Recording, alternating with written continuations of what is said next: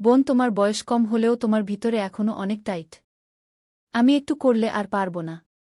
বোন, তোমার ভিতরে এত গরম কেন? আমার এটা তো পুড়ে যাবে। তোমার ভিতরে কি পানি ছেড়ে দিব? হ্যালো বন্ধুরা, আমার বয়স ছিল ২০ বছর। আমি কলেজের ছাত্রী ছিলাম সেই দিনগুলোতে। গরম শুরু হয়ে গিয়েছিল, তাই আমাদের কলেজ থেকে ছুটি মিলে গিয়েছিল। প্রতিদিনের মতো আজও পুরো বাড়ি পরিষ্কার করার পর আমি আমার বিছানায় বিশ্রাম নিচ্ছিলাম। ক্লান্তিতে জর্জরিত হয়ে মনে হচ্ছিল যেন পুরো শরীর ভেঙে পড়ছে। আমি বিছানায় শুয়ে সুখ খুঁজছিলাম এবং হাত দিয়ে মাথা মালিশ করছিলাম। আমার মালিশের শব্দ শুনে আমার ভাই রোহান বন্ধ ঘরে এসে বলল, কি হয়েছে দিদি? তোয়াক্কা তো ঠিক আছে, আমি বললাম। হ্যাঁ ভাই, মা সব কাজ আমার উপর চাপিয়ে দিয়ে চলে যায়। কলেজের ছুটি হলেই কি পুরো বাড়ির দায়িত্ব আমার উপর চলে আসে। উপর থেকে ম্যাডামাও ছুটিতে আছে। আমি পারছি না এই বাড়ির কাজগু। আমার কথা শুনে সে আমার পাশে বসে বলল, আমার প্রিয় বোন, কিছু না, আমি এখনই তোমার জন্য দুধ নিয়ে আসছি। তা খেলে সুখ মিলবে কি? রোহানের কথা শুনে আমি হাসলাম এবং বললাম, বাস, তুমি খাবার বাইরে থেকে নিয়ে এসো, আমি একটু ঘুমাই গু। সঙ্গীত এর সাথে সে ফিরে এল। আমি তাকে খুব ভালোবাসতে লাগলাম। দুনিয়ায় খুব কম ভাই আছে যারা তাদের বোনের এত যত্ন নেয়। আমি তাকে অনেক আশীর্বাদ দিতে লাগলাম এবং সে যে দুধ এনেছিল তা খেতে লাগলাম। দুধ খাওয়ার পর আমি গ্লাস এক পাশে রেখে শুয়ে পড়লাম। রোহান বলল, চলো, আমি তোমার মাথা টিপে দিই, তুমি ঘুমাও। উইসে আমার মাথার পাশে বসে তার হাত দিয়ে আমার মাথা টিপতে লাগল। আমারও সুখ আসতে লাগল, ব্যথাও কমতে লাগল। আমি চোখ বন্ধ করে ঘুমাতে লাগলাম এবং গভীর ঘুমে চলে গেলাম।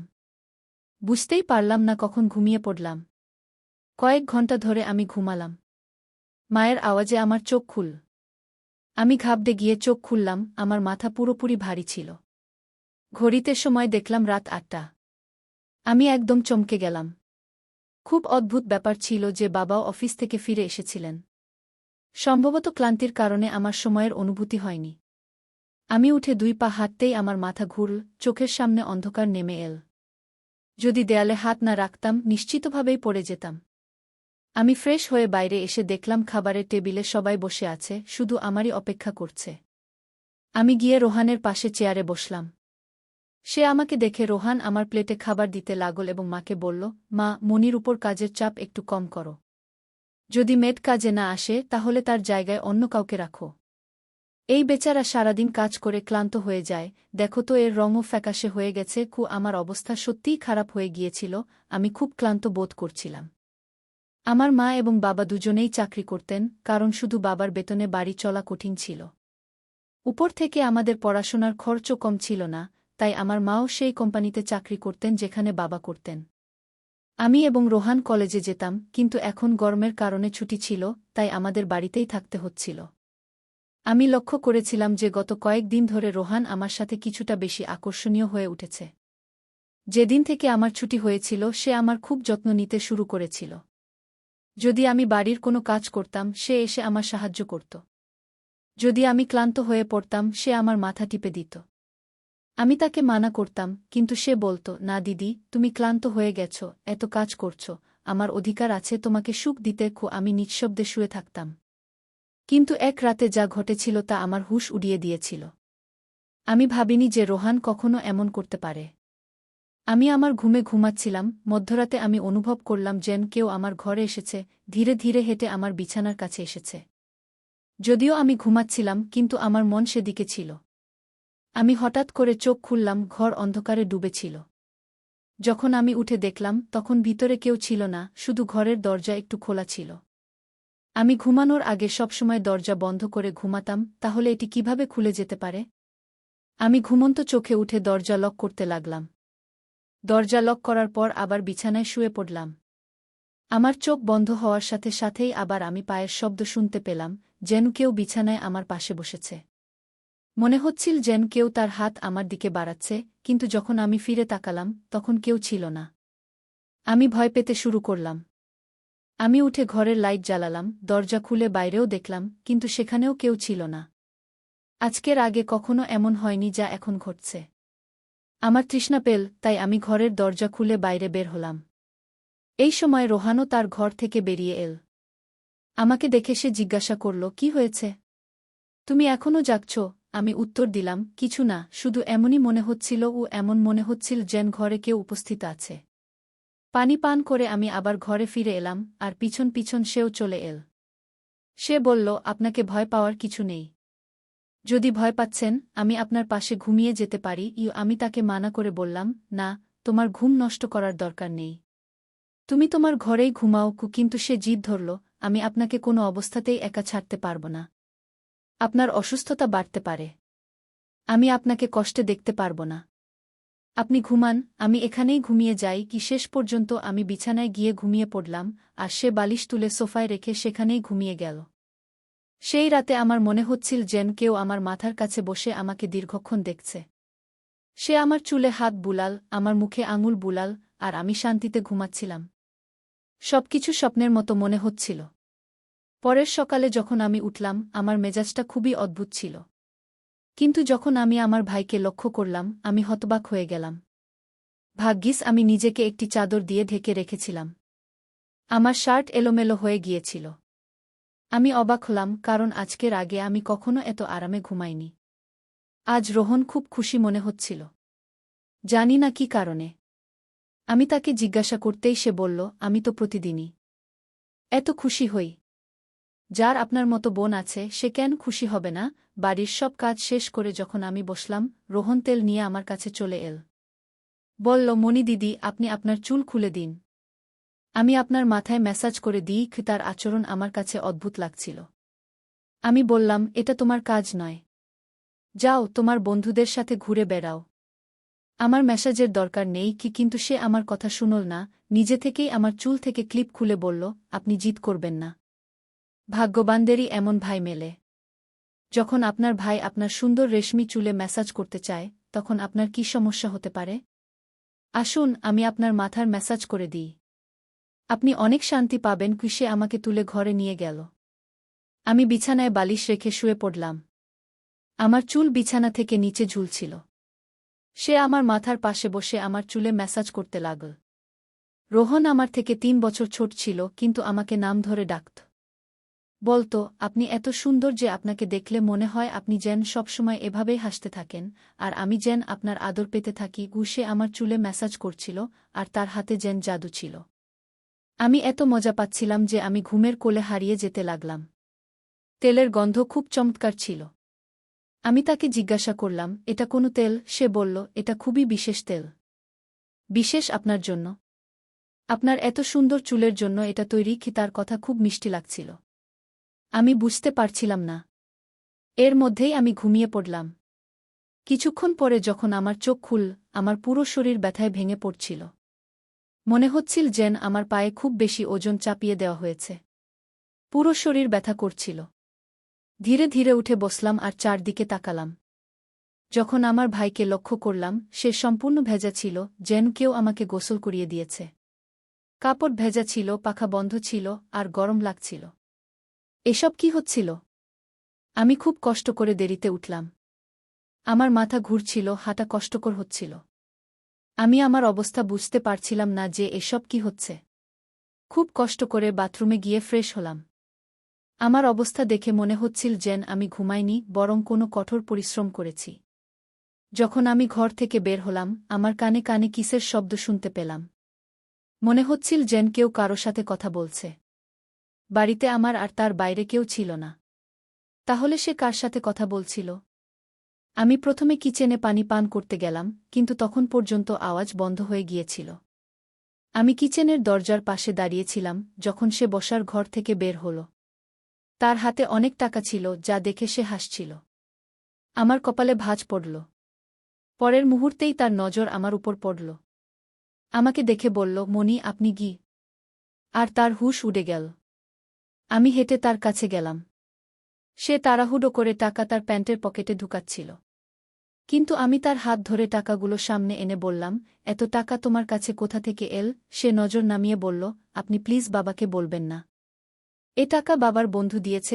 আমি জোর দিয়ে জিজ্ঞাসা করলাম, কে? সে বলল, এ টাকা বাবার এক বন্ধু অনেক বছর আগের ধার হিসেবে ফেরত দিয়েছে। আমি ভেবেছিলাম এ দিয়ে মোবাইল কিনব, কিন্তু সে টাকা আমাকে দিয়ে দিল। আমি বললাম, হ্যাঁ, তুমি ভালো করেছ। বাড়ির অবস্থা দেখো কত খারাপ। আমাদের বাবা মা দুজনেই চাকরি করছেন, আর তুমি মোবাইল নেওয়ার কথা বলছ। সে লজ্জিত ছিল। আমি সেই টাকা রাতে বাবাকে দিয়ে দিয়েছিলাম। সেই রাতে সান আমার সাথে কোনো কথা বলেনি এবং তাড়াতাড়ি ঘুমাতে চলে গেল। পরের দিন আমি রান্নাঘরে কাজ করছিলাম যখন রোহন তার বন্ধুদের সাথে বাড়িতে প্রবেশ করল। আমি যতটা আশ্চর্য হলাম ততটা কম ছিল, কারণ সে তার বন্ধুদের সরাসরি হলরুমে নিয়ে এসেছিল। সেই সময় আমি ওড়না খুলে বাসন ধুচ্ছিলাম। যখন তারা সবাই হাসতে হাসতে ভিতরে এল, আমি তাড়াতাড়ি ওড়না পরলাম এবং রোহনকে বোঝাতে লাগলাম যে এটা কেমন আচরণ। তুমি জানো এই সময় মা বাবা বাড়িতে নেই, তবুও তুমি এদের বাড়িতে নিয়ে এসেছ। রোহন বলল, এটা আমার বাড়ি। যখন তোমরা আমার খেয়াল রাখো না, তখন আমি তোমাদের খেয়াল কেন রাখব? ভালো করে খাবার তৈরি করো, আমার খুব বিশেষ বন্ধুরা এসেছে। সে আমার উপর বেশ রাগান্বিত হয়ে গিয়েছিল। কিন্তু এখন আমি কি করতাম? খাবার তো বানানোই ছিল জরুরি। আমি তার বন্ধুদের জন্য খাবার বানাতে লাগলাম। তখন সে বলল, খাবার পরিবেশন করতেও তুমি নিজেই আসবে। রোহনের আচরণ আমাকে হতবাক করছিল। এত ছোট বিষয়ে সে কিভাবে এতটা বদলে গেল? আমি খাবার টেবিলে সাজিয়ে দিলাম। আমি লক্ষ্য করলাম যে তার বন্ধুরা বারবার আমাকে একদৃষ্টে তাকিয়ে দেখছে। তারা সবাই রোহনের চেয়ে বয়সে বড় ছিল এবং অদ্ভুতভাবে তাকিয়েছিল, যেন আমাকে কাঁচা খেয়ে ফেলবে। আমি আমার ঘরে গিয়ে দরজা বন্ধ করে রইলাম। যেই তারা চলে গেল, আমি রোহনের উপর ফেটে পড়লাম যে ভবিষ্যতে তোমার বন্ধুরা যেন এই বাড়িতে আমার সামনে না আসে। কিন্তু সে পরক্ষণেই আমার হাত ধরে বলল, এত রাগ কোথা থেকে আসে? তারা আর কখনো আসবে না। কিন্তু তুমি মা বাবাকে এ ব্যাপারে কিছু বলবে না। কেমন ছেলে ছিল সে? কখনো স্নেহ দেখাত, কখনো বিরক্ত হতো। যাই হোক, আমি হ্যাঁ বলে মাথা নাড়লাম এবং আমার ঘরে চলে গেলাম। রোহনের আচরণ আমাকে কিছুটা অস্বস্তিতে ফেলছিল, কারণ সে আমাকে অদ্ভুতভাবে দেখতে শুরু করেছিল। সেই দিনও যখন আমি আমার ঘরে বিশ্রাম নিতে ঘুমিয়েছিলাম, হঠাৎ আমার পায়ে কারো হাতের স্পর্শ অনুভব করলাম। আমি ভয়ে চোখ খুললাম। রোহন আমার পাতার কোলে রেখে মেসাজ দিচ্ছিল। আমি তাকে এমন করতে মানা করলাম, কিন্তু সে বলল, আমি যা করছি করতে দাও। এই বাড়িতে একমাত্র আমিই তোমার এতটা খেয়াল রাখি। মা বাবা তো কাজেই ব্যস্ত। আমিও ক্লান্ত হয়ে পড়েছিলাম। চোখ বন্ধ করলাম এবং ঘুমাতে লাগলাম। রোহনের হাতের ম্যাসাজে আমি গভীর ঘুমে তলিয়ে যাচ্ছিলাম। কিন্তু যখন আমার চোখ খুল, আমার হুঁশ উড়ে গেল। আমার মাথা ভয়ানকভাবে ঘুরছিল। বিছানার চাদর সম্পূর্ণ ভিজে গিয়েছিল। বিছানায় একটি শার্ট এবং একটি মেল পারফিউম পড়েছিল। এই জিনিসগুলো কার ছিল? আমি কিছুই বলতে পারলাম না। মাথায় এত তীব্র ব্যথা ছিল যে আমি আবার বিছানায় পড়ে গেলাম। মনে হচ্ছিল কেউ আমাকে অজ্ঞান করার ওষুধ খাইয়ে দিয়েছে। আমি কাছে কানে কানে কথা শুনতে পাচ্ছিলাম, কিন্তু কে কথা বলছিল তা আমি বুঝতে পারছিলাম না। শুধু রোহনের কণ্ঠ শুনতে পাচ্ছিলাম। মনে হচ্ছিল সে আমার ঘরে আছে এবং আমাকে উঠানোর চেষ্টা করছে। কিছুক্ষণ পরে যখন আমার চোখ খুল, পুরো দৃশ্য আমার চোখের সামনে ঘুরতে লাগল। আমি প্রথমে বিছানার দিকে তাকালাম, যেখানে শার্ট এবং পারফিউম পড়েছিল, কিন্তু এখন সেখানে কিছুই ছিল না। আজ আবার আমার অবস্থা খুব অদ্ভুত ছিল। আমি তো আর শিশু নই যে এগুলো বুঝতে পারব না। বাড়িতে আমার এবং রোহন ছাড়া আর কেউ ছিল না। তাহলে আমার ঘুমানোর পর এমন কি হচ্ছিল যে আমার পুরো শরীর যেন পানিতে ভিজে গেছে? শুধু তাই নয়, আমার শরীর ব্যথায় কুঁকড়ে গিয়েছিল এবং রং সম্পূর্ণ ফ্যাকাশে হয়ে গিয়েছিল। দিনের পর দিন আমি দুর্বল হয়ে পড়ছিলাম। সেই দিনও রোহন আমার কাছাকাছি আসার চেষ্টা করছিল, কিন্তু আমি অজুহাত দেখিয়ে আমার ঘরে চলে গেলাম। মাথায় অদ্ভুত সব চিন্তা আসতে শুরু করেছিল। স্বাস্থ্যও বেশ খারাপ ছিল। আমার অবস্থা দেখে মাও চিন্তিত হয়ে পড়েছিলেন। তিনি বললেন পরের দিন অফিস থেকে ছুটি নিয়ে আমাকে ডাক্তারের কাছে নিয়ে যাবেন, যাতে বোঝা যায় আমার সমস্যা কী। সেই রাতে আমি বারবার জেগে উঠছিলাম এবং ঠিকঠাক ঘুমাতে পারছিলাম না। পরের দিন আমার বাবা মা যথারীতি তাদের কাজে চলে গিয়েছিলেন। তাদের হয়তো আমার কোনো খেয়াল ছিল না। আমি নিজেই ডাক্তারের কাছে গেলাম, যেখানে আল্ট্রাসাউন্ডে দেখা গেল আমি গর্ভবতী। শেষ পর্যন্ত এটা আমার সাথে কে করতে পারে? রোহন আমার ভাই ছিল। কিন্তু তখন আমার মাথায় আসল যে আমি তাকে সৎ ভাই মনে করি। ব্যাপারটা এমন ছিল যে কারো কাছেই এটা গোপন ছিল না যে রোহন আমার সৎ ভাই। সে আমার মায়ের দ্বিতীয় বিয়ের সন্তান, আর আমি মায়ের প্রথম বিয়ের সন্তান। এই ধরনের চিন্তাগুলো আমাকে ভুল পথে নিয়ে যাচ্ছিল। বুঝতে পারছিলাম না কিভাবে আমার বাবা মাকে এটা বলবো। আমার সৎ ভাই যখন আমার পাশে বসত, কখনো আমার হাত ধরে রাখত, কখনো আমার গাল টেনে দিত। একদিন আমি হাসপাতালে গেলাম এবং অ্যাবর্শনের আগে ডাক্তারকে বললাম এই বাচ্চার ডিএনএ টেস্ট করুন। ডাক্তার রিপোর্ট দিলেন এবং যখন আমি দেখলাম আমার শ্বাস যেন আটকে গেল। যা আমি বুঝতে পেরেছিলাম এটা এমন কিছু ছিল না, বাচ্চাটা অন্য কারো ছিল, কিন্তু কে হতে পারে? আমি আমার রুমে মোবাইলের ক্যামেরা লাগিয়ে দিয়েছিলাম। একদিন যখন বাবা মা বাড়িতে ছিল না, রোহন আবার আমার কাছে এল এবং আমার মাথায় মালিশ করতে শুরু করল।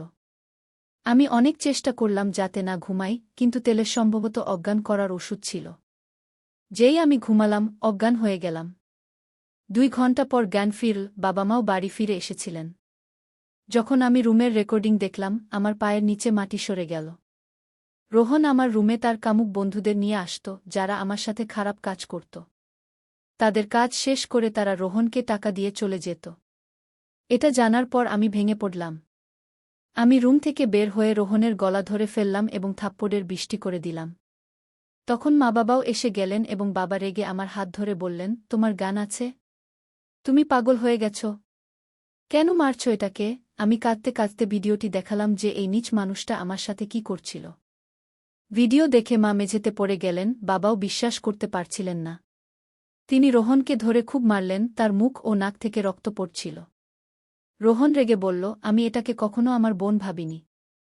আমার টাকার দরকার ছিল, লোকেরা এটার জন্য লক্ষ লক্ষ টাকা দিতে রাজি ছিল। আমার নিজের প্রয়োজন মেটাতে হয়েছিল, তাই এই পদক্ষেপ নিয়েছি। নিজের বোনের দেহ ব্যবসা করিয়েছি। আমি আমার কানে হাত দিয়ে শুধু কাঁদতে লাগলাম। বাবা তাকে এত মারলেন যে সে রক্তাক্ত হয়ে গেল, কিন্তু কোনোরকমে নিজেকে তাদের থেকে ছাড়িয়ে বাড়ি থেকে পালিয়ে গেল এবং আর কখনো ফিরে আসেনি। আমার পেটে যে বাচ্চা ছিল তা অবৈধ ছিল, আমি অ্যাবর্শন করিয়ে নিয়েছি। কিন্তু রোহন যে ঘৃণ্য খেলা আমার সাথে খেলেছে, আমি মরেও ভুলতে পারব না। ভাই সেই হয় যে আপনাকে মন্দ থেকে বাঁচায়। কোনো অচেনা পুরুষের হাতে আপনার যুবতী বোন বা মেয়েকে ছেড়ে দেওয়া বড় বোকামি, কারণ শয়তানপন্থী মানুষ সবসময় অপেক্ষায় থাকে কখন তারা কোনো নিরীহের ইজ্জত নষ্ট করবে। তাই আমি আমার সব দেখার ও শোনার দর্শকদের এই অনুরোধ করব, সবসময় আপনার বোন মেয়েদের খেয়াল রাখুন এবং কোনো অবস্থাতেই একা ছেড়ে দেবেন না। বন্ধুরা, এখানে ভুল বাবা মার ছিল, যারা টাকা কামানোর চেষ্টায় বাচ্চাদের থেকে একদম বেকবর হয়ে গিয়েছিলেন। অথবা আমার ভুল ছিল যে আমি আমার সৎ ভাইয়ের সাথে এই বাড়িতে থাকতাম, আমি তার উপর অতিরিক্ত বিশ্বাস করতাম, তাকে আমার নিজের ভাই ভাবতাম। তাই বন্ধুরা, নিজের এবং পরিবারের খেয়াল রাখুন। দেখা হবে অন্য কারো নতুন গল্প নিয়ে, ততক্ষণ পর্যন্ত বিদায়।